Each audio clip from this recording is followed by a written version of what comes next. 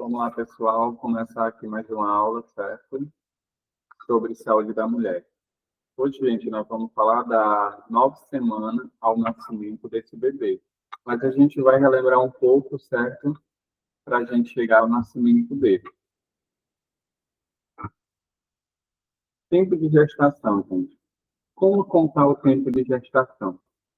Idade embrionária, ele inicia com a fertilização. O processo de fertilização, como é que ele acontece? Acontece a ejaculação, tá certo? Que será do espermatozoide. Esse espermatozoide ele vai caminhar no canal vaginal, vai passar pelo colo, certo? Depois ele vai entrar na parte do útero, nas trompas, e depois ele vai encontrar com o óvulo do ovário.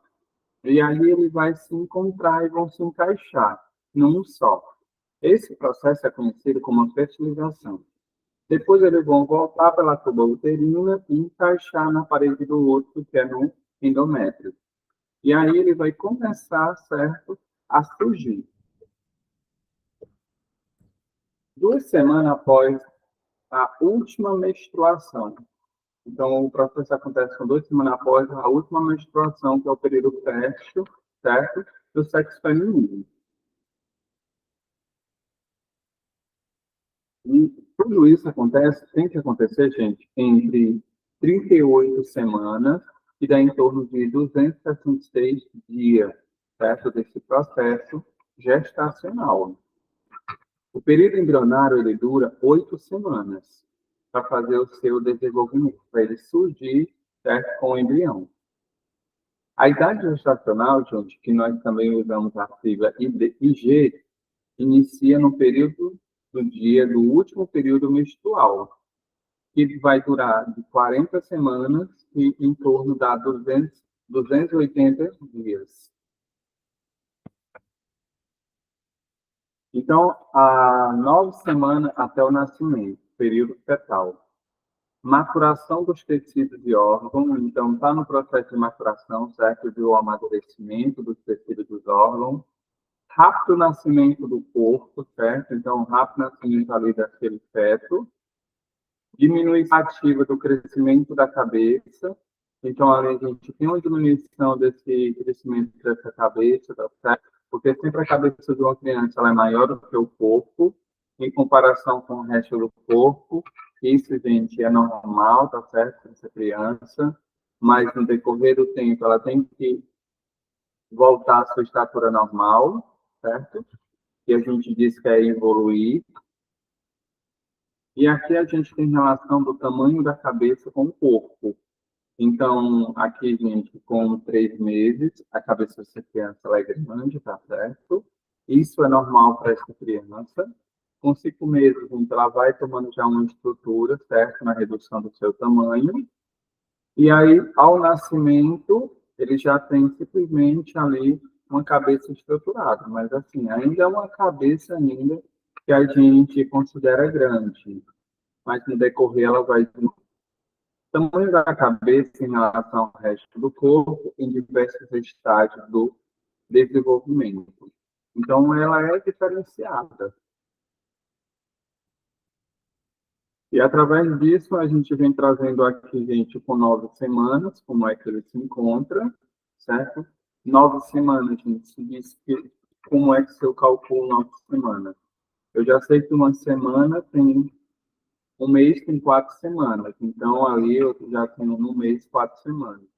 Em 2 meses eu já tenho quê? Mais 4 semanas. Então, 2 meses eu vou ter, no geral, 8 semanas. No início do 3º mês, eu já vou ter ali já 9 semanas. No início do 3º mês. Aí a gente soma as 9 semanas. E quando a gente está com 12 semanas, nós temos o quê? Nós temos 3 meses. E aí a gente vai crescendo com 20 semanas, tá certo? Que é um grande desenvolvimento dessa criança. E aí depois nós temos 28 semanas, depois nós temos 38 semanas. Então, referenciando, gente, essa figura, ela diz, é um desenho de um feto em vários estágios do desenvolvimento.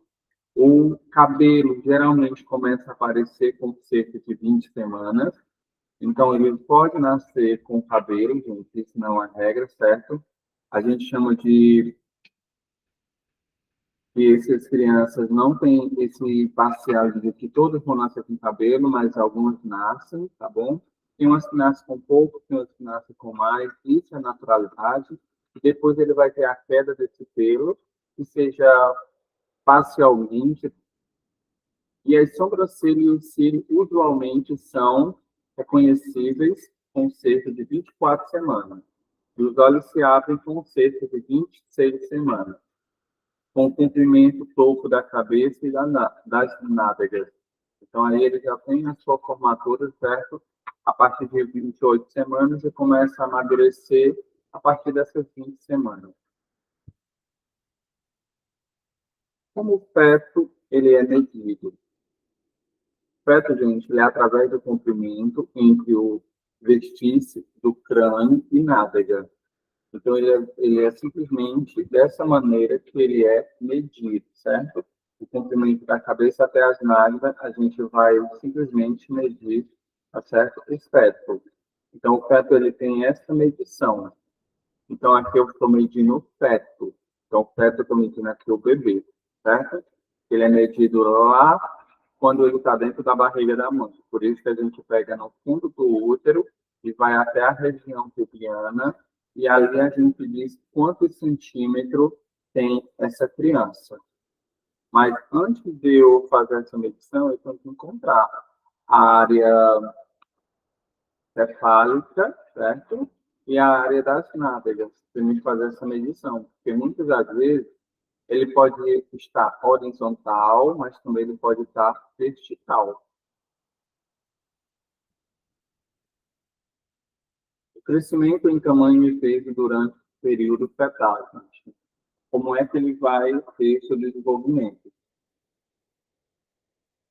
Idade em semana. Medição do vestígio do crânio nádega, que é a parte do crescimento. E o peso em gramas, porque a gente nunca coloca em quilos, coloca sempre em grama. E aí a gente tem, com 9 a 12 semanas, a medição desse bebê ele vai de 5 a 8 centímetros. E a gente espera que ele tenha de 10 a 45 gramas. Quando ele tem de 13 a 16 semanas, a gente espera o tamanho dele de 9 a 14 centímetros. E o peso fica de 600 a 200 gramas. Quando nós temos a idade semanal de 17 a 20, a gente tem o tamanho dele de 15 a 19. E nós temos a grama dele de 250 a 450 gramas. Quando nós temos 21 a 24 semanas, nós temos o tamanho de 20 a 23 centímetros. E nós temos em gramas de 500 a 820 gramas.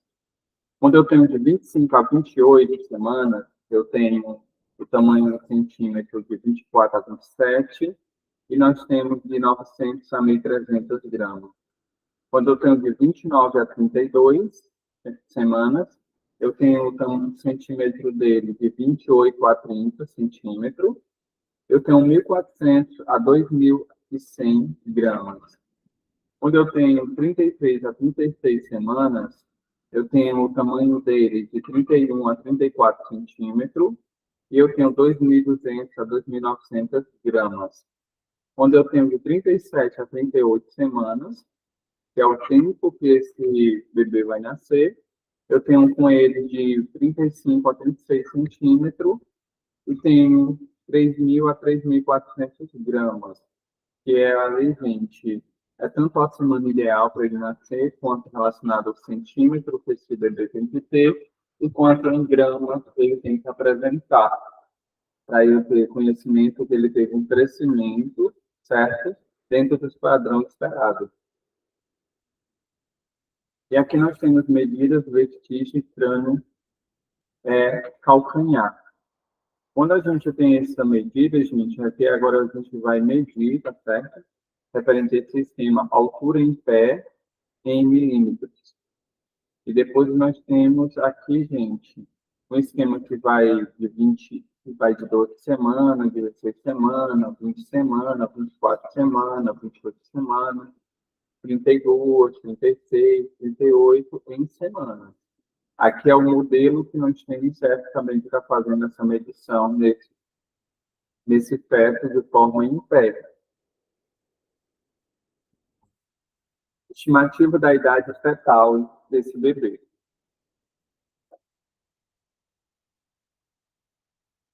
Medidas básicas feitas através do ultrassom.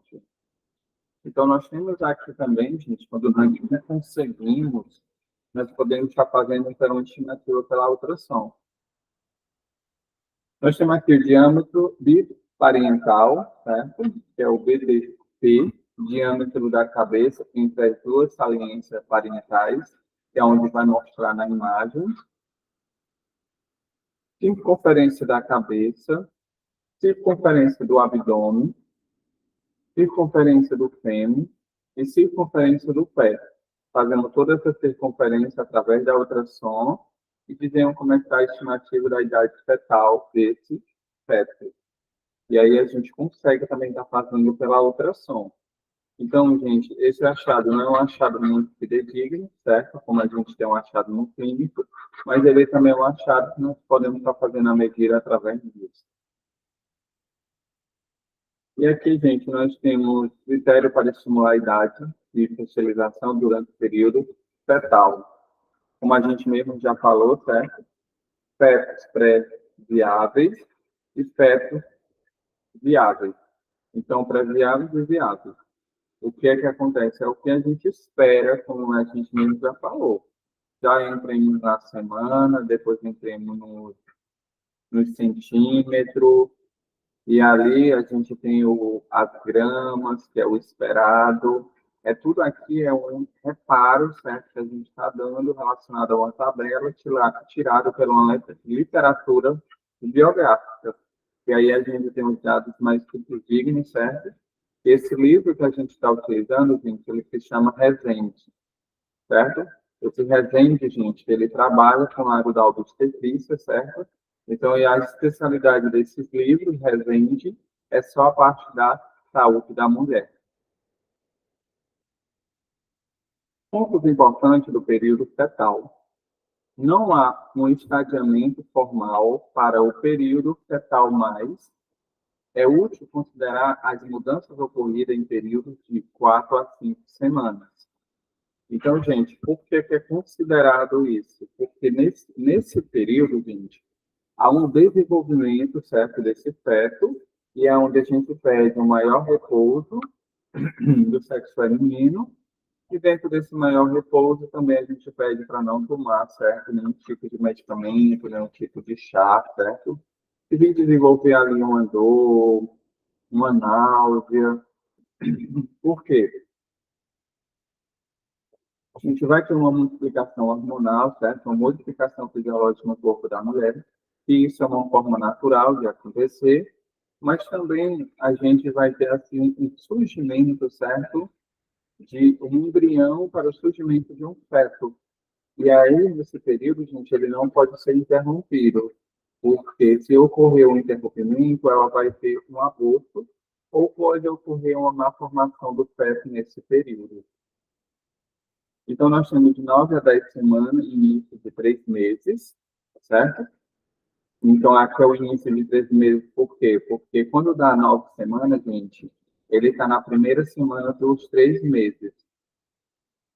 E quando ele dá a 10 semanas, ele está simplesmente na metade dos 3 meses. Então, por isso que ele fala no início dos 3 meses. E o que é que vai ocorrer, gente? Vai ocorrer. A cabeça, ela constitui a metade, certo? De CRL do feto. A fase larga, que é a fase de comprimento, que vai ali ter o seu formato, primeiramente, que ali é da coluna, certo? Olhos separados, orelhas com implantação baixa, pálpebras ainda estão fundidas, membros inferiores ainda estão curtos. Então, ele já tem um desenvolvimento, porque a gente tem conhecimento que a primeira coisa que começa a se formar em um bebê, gente, é a parte da coluna. Depois que vem a coluna, e vai iniciar o coração. Por isso que quando a gente está ali nas 12 semanas, a gente hoje com Doppler, a gente já, o sonado Doppler, a gente já consegue, certo? Ter uma ausculta audível do coraçãozinho desse feto batendo.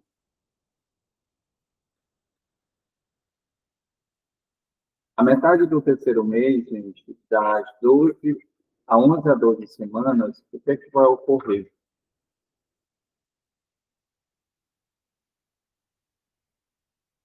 Os olhos deslocam-se para a parte ventral da face, as orelhas situam-se próximo de sua posição definitiva, os membros inferiores ainda são menos desenvolvidos que os superiores, então os membros inferiores eles se desenvolvem mais rápido que os membros superiores.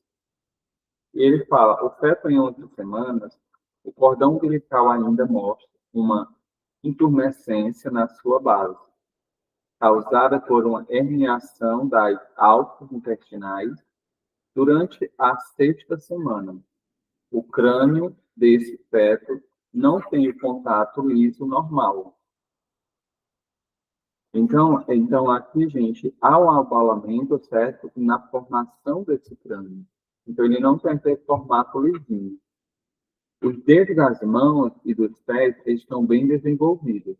Então, ali você já consegue visualizar os dedos das mãos e os dedos dos pés já com feto com 11 semanas. Quando ele está com 12 semanas do útero, a pele extremamente fina, então tem uma pelezinha já fina ali sendo construída, vaso sanguíneo subjacente, há um vaso sanguíneo subjacente, a face ela tem características humanas, mas as orelhas ainda são primitivas. O sexo pode ser definido pela ultrassom, certo? Nós temos a ultrassom que ela é fidedigna, certo? Com 12 semanas. Mas quando a gente tem que ter uma visualização melhor, a gente tem a morfológica. Mas aí a gente trocar a ultrassom pela morfológica, a mulher ela pode bater no máximo duas morfológicas, que é uma no começo e uma no final. E a morfológica ela é escolhida. E aí a gente vai ter uma imagem mais nítida desse feto, principalmente para descobrir em relação a formações, em relação ao sexo do bebê. Quando nós estamos aqui com 4 meses, que vai dizer que 13 semanas ou a 16 semanas, aí a gente está no começo e no final, nós temos um crescimento mais rápido, nós temos uma diminuição da cabeça em relação ao corpo, então a cabeça ela já começa a diminuir, tá certo? O corpo ele já começa a se alongar. Membros inferiores mais compridos, então os membros inferiores eles sempre ele vai ter um desenvolvimento maior, certo? Tanto maior quanto mais rápido do que os braços. O movimento coordenado de todos os membros visíveis no ultrassom. A mãe não percebe, certo? Ativa a ossificação do esqueleto fetal. Então, aqui no 4º mês, a gente já começa a ativar, tá certo? Aqui eu já tenho o surgimento da ativação dos ossos. Os olhos na posição anterior da face que se movimentam lentamente. Então, ele já começa a vir para a parte da frente, que é ventral. A presença de cabelos no couro cabeludo. Orelhas próximas à sua posição definitiva. Então, a orelha, os olhos já vêm para a sua região correta e a orelha ela já fica no seu posicionamento. Ovários diferenciados com folículos primordiais. O reconhecimento da genitália externa fica entre 12 a 14 semanas. Então, aqui com 12 a 14 semanas, a gente já consegue, e aqui no 4º mês, a gente já tem a nitidez certa do sexo do bebê.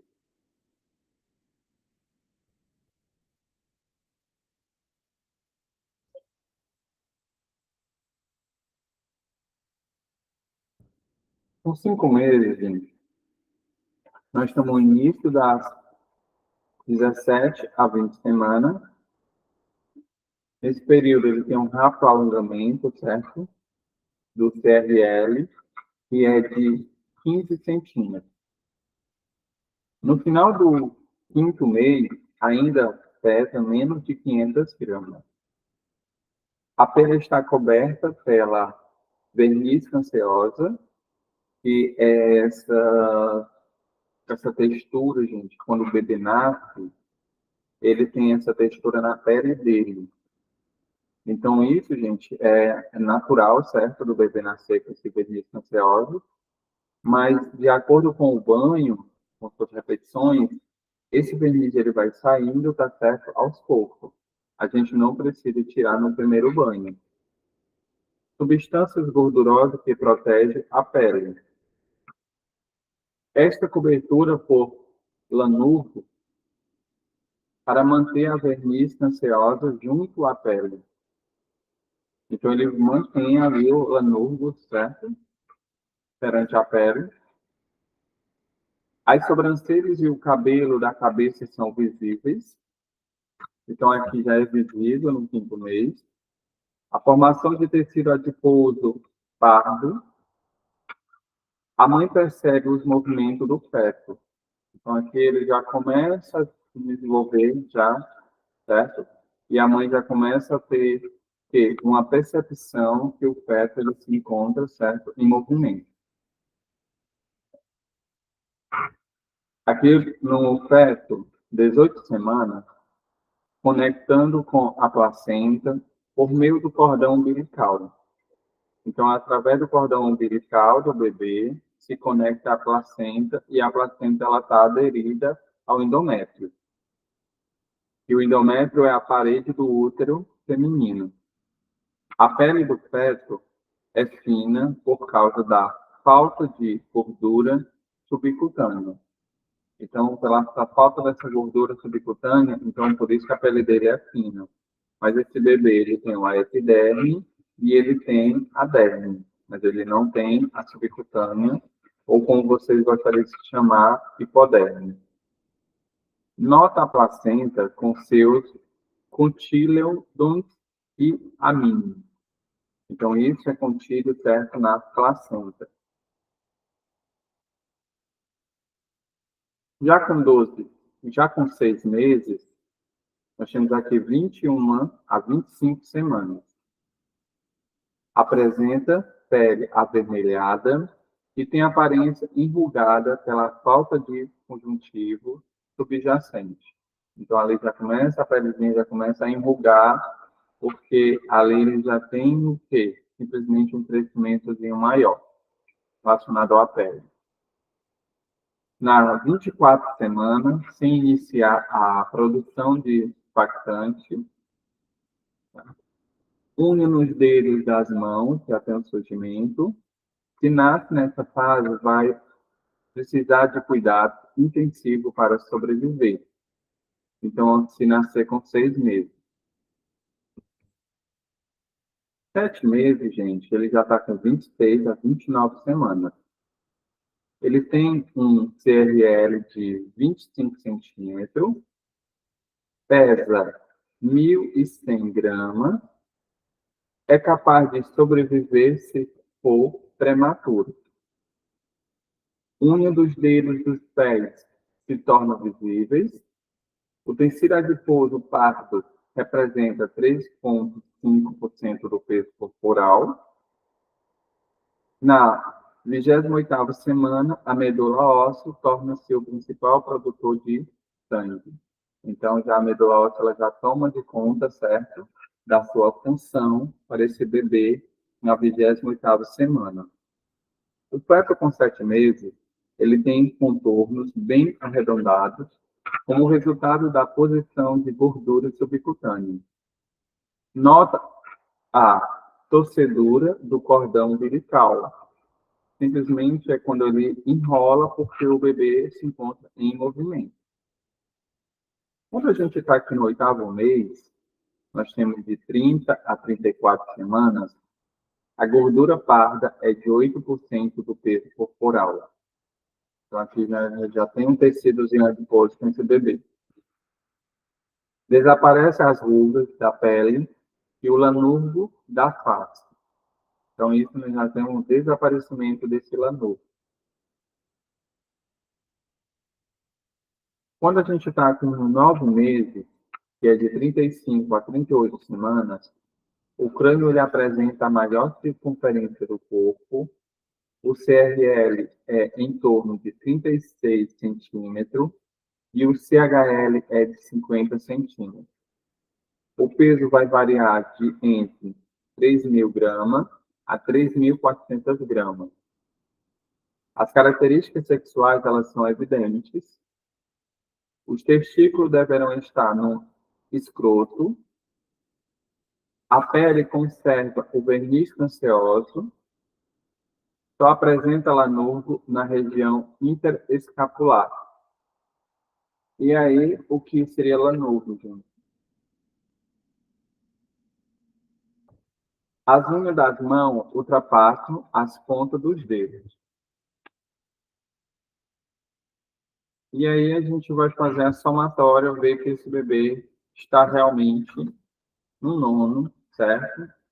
Nas 9 meses, certo? Para o seu nascimento. E aí, através disso, nós temos a DPP, que se diz que é uma data provável do parto, para esse bebê vir ao mundo. Muitas das vezes a gente faz o DPP, gente, quando está no início, certo? Do pré-natal. E aí, se a gente não tiver um contato com essa paciente, a gente também faz no início que ela está sentindo as suas contrações, tá certo? E aí a gente faz também. E aí como é que a gente faz? Ó, conta 3 meses para trás, a partir do primeiro dia do último período menstrual. E acrescenta 1 ano em 7 dias. O primeiro dia da última período menstrual, 24 de maio de 2012.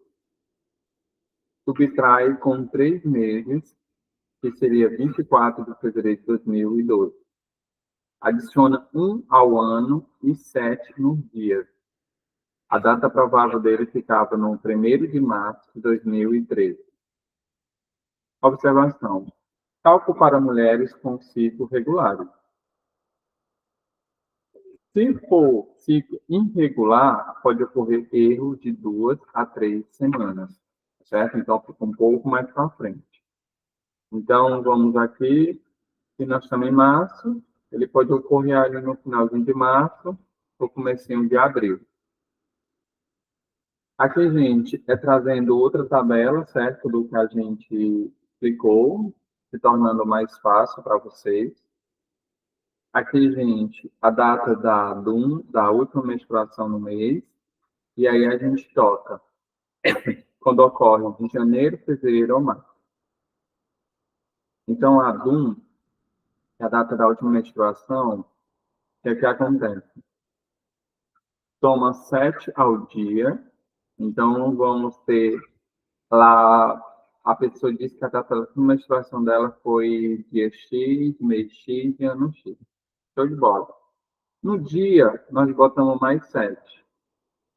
No mês, nós botamos mais 9.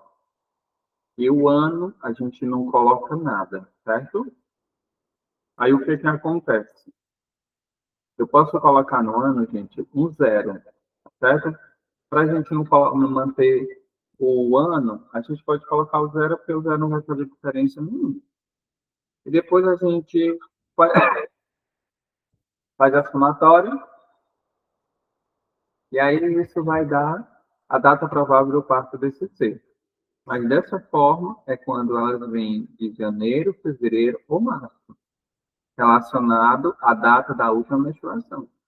Se a data da última menstruação foi no dia 2 de fevereiro de 2014, aí eu posso usar esse mais 9 no dia, mais 9 no mês e o ano 0. Agora, se ocorreu em abril a dezembro, vamos dizer que ocorreu ali em julho, aí eu utilizo no dia, eu utilizo mais 7, no mês eu utilizo menos 3, porque ela disse que a última menstruação dela foi em julho, e no ano eu boto mais 1.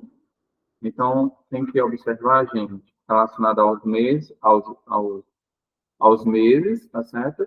Porque esses números eles vão mudar, ok? Dá para observar que no dia ele permanece mais 7, mas quando ele vai no mês, o mês de janeiro, fevereiro e março, ele é mais 9, e de abril a dezembro ele é menos 3. Quando ele está de janeiro a fevereiro, o ano, ele permanece com 0. E quando é de abril a dezembro, ele vai mais 1. Então, a gente tem que ter noção relacionada aos meses, tá certo? E ter conhecimento, gente, quantos dias tem um mês. Bom? E aí, o que é que acontece? Caso o número de dias for maior que o número de dias do mês, passa os dias excedente para o mês seguinte. Por quê, gente? Porque o meu tem um mês de 28, que é o mês de janeiro, que tem períodos do ano que dá 28, eu tenho meses que tem 30 dias, eu tenho meses que tem 31 dias. A gente tem que prestar muita atenção ao ano, certo? E relacionado ao ano, relacionado aos meses. Quantos dias tem aquele mês? Porque se não der, a gente passa para o outro mês. Aqui, gente, são as fases, certo? A fase inicial do nascimento desse bebê, tá bom? Fase latente. Aqui, gente, a gente espera que o colo ele se deslate, certo? Ele tem que se deslatar, gente, com 10 centímetros para ter essa passagem. E aí você observa que a sepse, gente, ela está fechada na fase inicial, que tem contração, mas ela se encontra fechada. E você observa que a vagina ela está normalzinha. Agora, na fase ativa, você observa que a vagina, o canal vaginal, ele já tem uma proporção em tamanhos e a sepse ela já começa a abrir. Na segunda fase, você observa aí que o bebê já começa a sair, certo?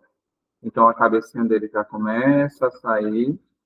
E na terceira fase, que é a fase final, é a retirada da placenta. Fase do parto normal. Primeiro momento, contrações. Segundo momento, dilatação do colo do útero, né? O colo se dilata junto com a vagina. Próximo momento, período de expulsão do feto. O feto ele vai ser expulso. Quando chega no próximo, liberação dos ombros. Então, vai liberar os ombros, tá certo? E depois é o processo de requitação da placenta, que é a parte da retirada da placenta, certo? Para finalizar o processo do parto normal. Aqui, gente, a proporção das diferentes partes do corpo durante o período do pré-natal e o pós-natal, a partir que ele nasce, e aí você vê totalmente a diferença, que ele com 2 meses, como é que ele se encontra, 5 meses, o recém-nascido, como é que o recém-nascido se encontra, depois nós estamos aqui com 2 anos, depois 6 anos, 12 anos e 25 anos. Vê que ele tem um extrator e um formato sendo configurado certo fisicamente. Gente, a gente vai ficando por aqui, certo? Mas aqui a gente vai entrar em outra temática, tá bom? Da nossa aula. E essa outra temática que nós vamos entrar agora é...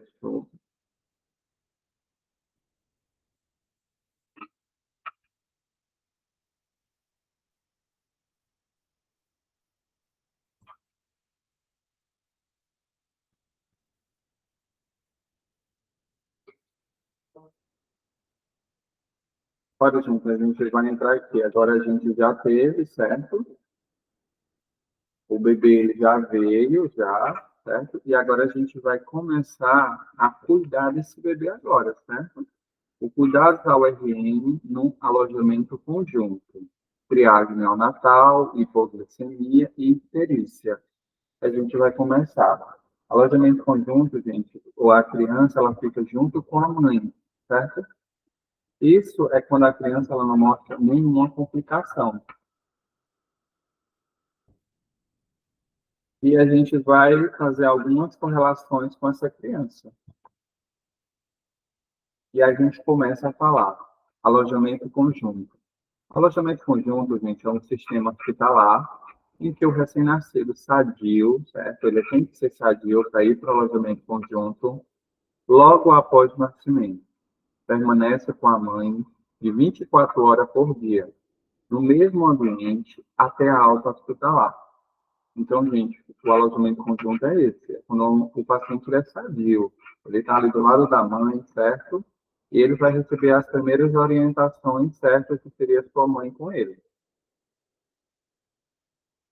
E aqui, gente, é uma gravura, tá certo? Do alojamento conjunto, como a gente falou para você, que a mãe vai receber as primeiras orientações para cuidar desse bebê. Aqui é como eles ficam, tá certo? Lá no alojamento conjunto. Bom, isso eles estão ali no seu berço, a mãe está na sua cama e ali eles ficam tranquilos. Histórico, partos domiciliares, certo? Relacionado aos partos domiciliares, gente, a gente não tem esse lado de colocar o bebê depois que ele nasce em casa e ele ir para o alojamento conjunto dele no hospital. Isso, gente, a gente não tem como trazer, certo? Parto domiciliares, ele é feito em casa, mas aí depois ele é levado ao posto de saúde, feito ali do lado da puericultura e revisão de parto, ver que não ocorreu alguma deformidade na região, certo? Feminina e nem no feto. Os primeiros hospitais, certo? Foi em 1890, berço junto com a mãe, mas quando aqui, gente, não tinha esse lado de dizer que eu tinha um alojamento aqui. Eu tinha berço junto com a mãe, mas eu não era conhecido como alojamento. Isso é recente. No século XX, os hospitais e maternidades passaram a ser adotados de enfermarias próprias para RN, mais chamada de berçários. Então, quando eles surgiram agora, em 2020, século XX, eles tinham um hospital maternidade, mas era conhecido como berçário. E hoje a gente sabe que berçário é totalmente diferente de um alojamento conjunto. Os resultados positivos de sobrevida do recém-nascido relacionado ao parto, ao trabalho de parto, ela é institucionalizada pelos berçários. Ele diz: novas riscos de isolamento, alta de taxa de mortalidade infantil devido às epidemias de diarreia e de doenças respiratórias e outras patologias consideradas infecciosas. Então, isso, gente, era simplesmente o que estava ocorrendo com os bebês.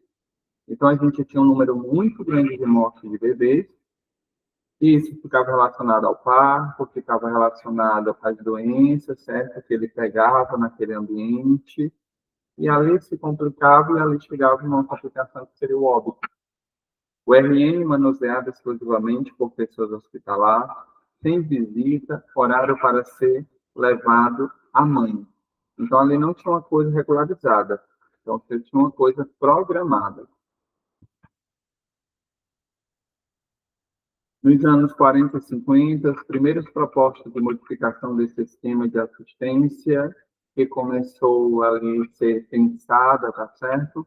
Por que a gente começou a ser pensada? Porque se observou que unidades menores, infecção cruzada, certo? Levada tanto pela mãe quanto pelos profissionais, grandes epidemias de diarreia infecciosa e alta taxa de mortalidade. Então, foi dentro desses patamares de irregularidade que foi pensado numa assistência com mais qualidade. Já na década de 70 e 80, experiências sobre o comportamento materno da separação mãe-filho, programa de alojamento conjunto. Então, aqui, gente, começou a se pensar nos anos 70 e 80 de fazer o alojamento conjunto, certo, para juntar a mãe junto com o feto. INAP, em 1983, nós tivemos a resolução 18 do INAP, normas e tornou obrigatória a permanência do filho ao lado da mãe, 24 horas por dia, através do sistema de alojamento conjunto. Então, aqui se formulou já, certo? Esse programa se fortaleceu através dessa política. Então, através dessa política, certo? O Instituto ele formalizou essa resolução em 1983 e disse que era obrigatório ter o alojamento conjunto e a mãe permanecer do lado do seu filho 24 horas. Mas isso só diz quando o bebê ele é sadio.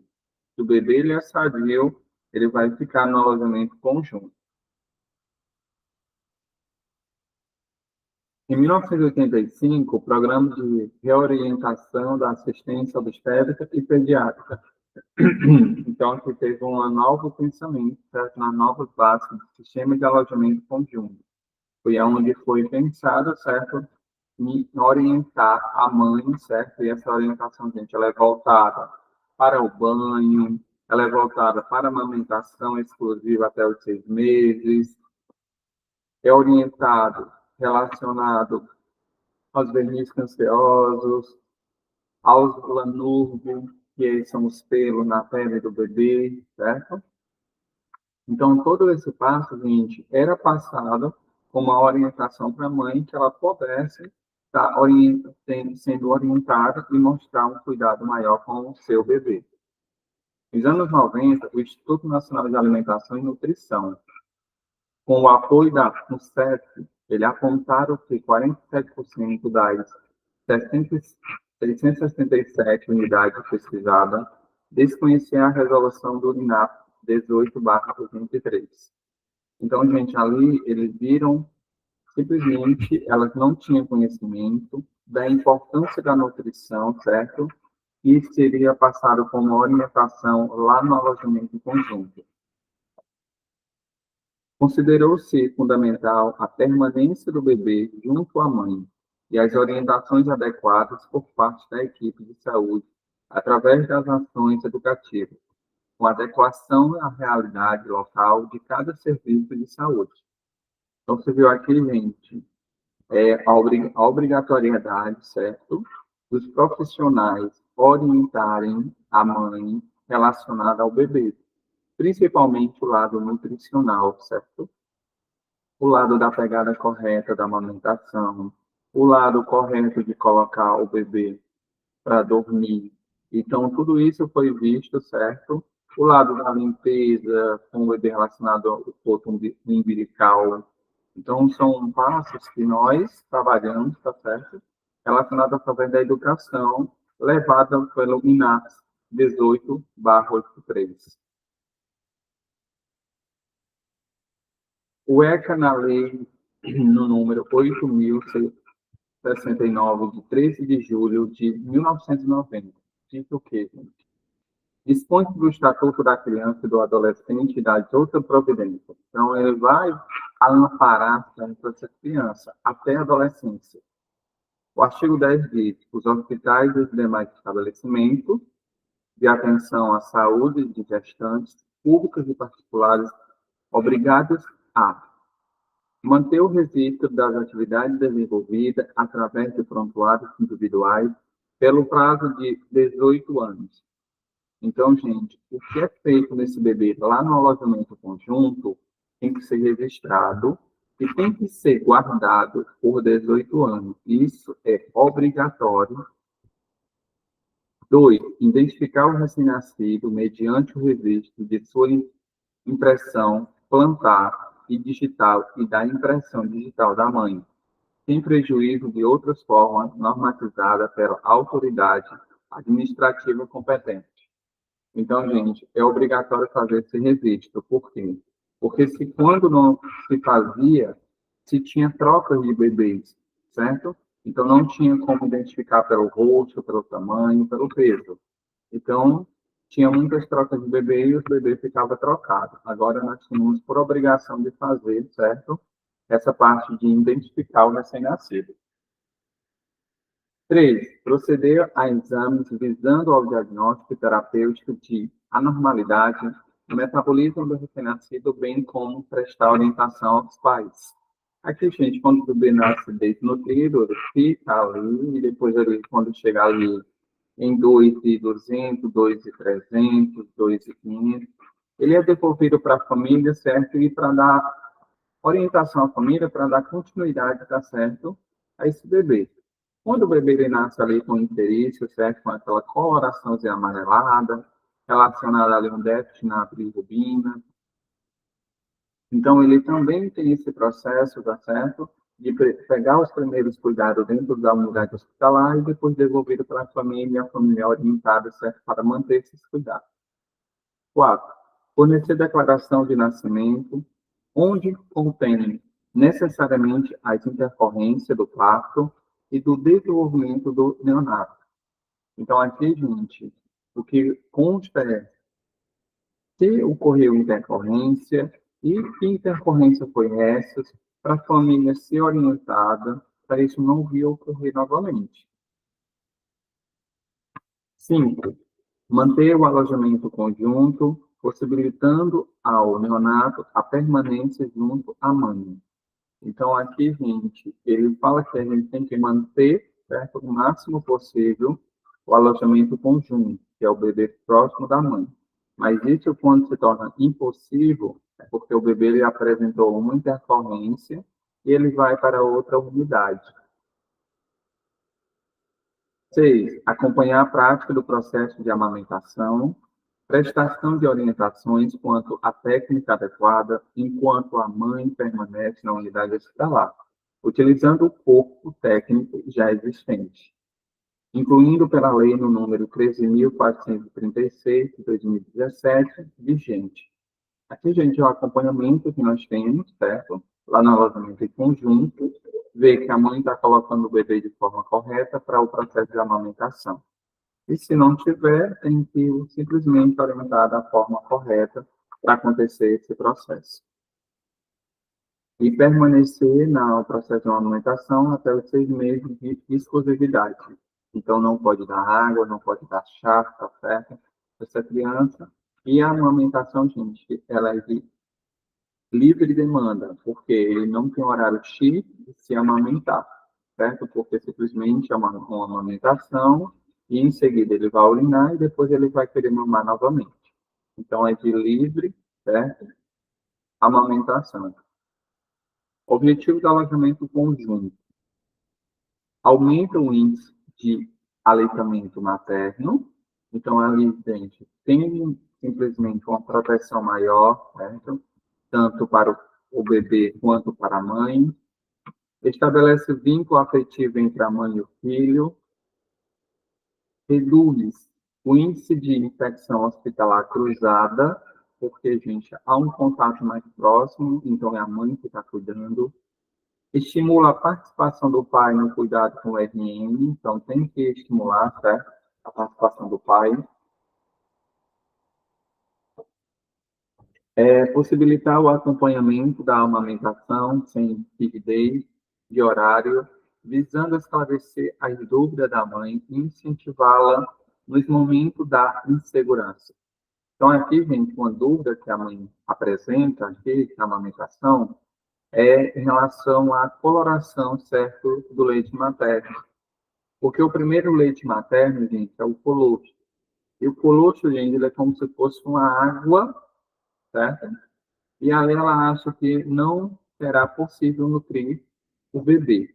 Mas ali, gente, o colostro é o primeiro leite, ele nutre o bebê e com a sua maior parte é com anticorpos sendo lançado da mãe para o feto. Porque depois que sai do colostro, ele vai para um leitezinho mais esbranquiçado, para depois chegar num leitezinho mais amarelado, que é o leite gorduroso. Então, ela só chega num processo no leite gorduroso a partir que a mamada ela fica em um período mais longo, certo? O bebê ele vai ali mamar um período mais longo e ele vai chegar até esse passo desse leite gorduroso. No primeiro leite, que é o colostro, ele ganha imunidade. No terceiro leite, que é a parte gordurosa, gente, ele começa a ganhar o peso. Orientar e incentivar a mãe ou o pai na observação do seu filho, visando esclarecer dúvida. Então, aqui, gente, é quando a gente observa que O bebê, ele chora, então, quando o bebê chora, todos acham que ele está sentindo dor, certo? E muitas das vezes ele não está sentindo dor, ele só quer ali uma atenção para ele. Muitas das vezes ele pode estar sentindo, ele pode estar com aquele chorinho, mas ele quer mamar, tá certo? Então, é de livre e espontânea vontade do bebê, então não tem que ter horários fixados para a amamentação. Porque tem que evitar, gente, o chá, tá certo? E evitar alguns tipos de medicamentos. Reduzir a ansiedade da mãe ou pai frente à experiência vivenciada, porque aqui começa, o bebê começa a chorar e ele não tem aquele lado de entendimento, certo? Que seria o motivo do choro do bebê. Facilitar a comunicação com a equipe de saúde. Então, aqui, gente, facilitar a comunicação, perguntar para eles relacionado às dúvidas que eles possam ter, porque muitas das vezes tem relacionada ao banho, certo? Esses banhos, gente, tem que ser rápido, tá bom? Então, um banho tem que ser rápido, a água tem que estar aquecida, tem o verniz canceroso, explicar para eles que não vai sair no primeiro banho, tá bom? Pela nudes, não se assuste, porque esse pelo ele vai cair, tá bom? E sobre a amamentação, como a gente mesmo já falou, a primeira é normal sair, tá bom? Nessa coloraçãozinha de água, translúcido, mas depois que, com a frequência da mamada, ele vai chegar na parte gordurosa, ele vai começar a ganhar peso. Então, se chegou a um nível de temperatura, gente, maior do que 37,2, então a gente já tem um alerta, tá bom? Primeiramente, a gente pede para os pais dar banho, se deu banho, não teve um bom resultado, gente, a gente espera que procure a atenção de saúde, tá bom? Não vá estar medicando com paracetamol, com dipirona, procure a unidade de saúde, mas assim, não espere chegar a 38, porque a gente nunca sabe se essa criança ela vai convulsionar ou não.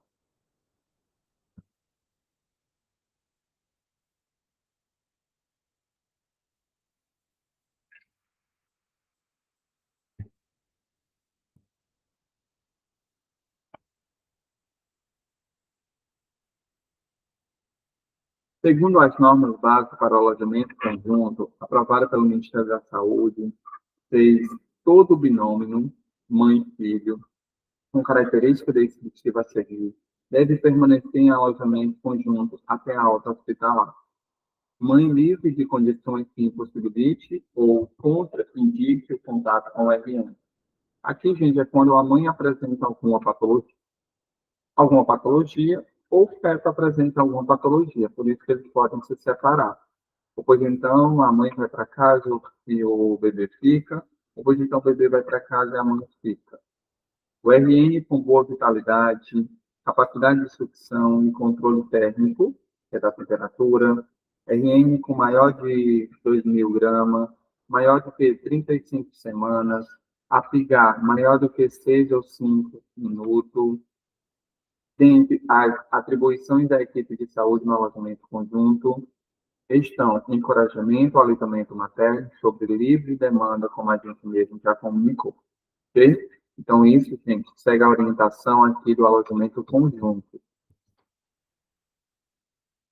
E a gente vai parar aqui, tá certo? E a gente vai dar continuidade a esse conteúdo na nossa próxima aula.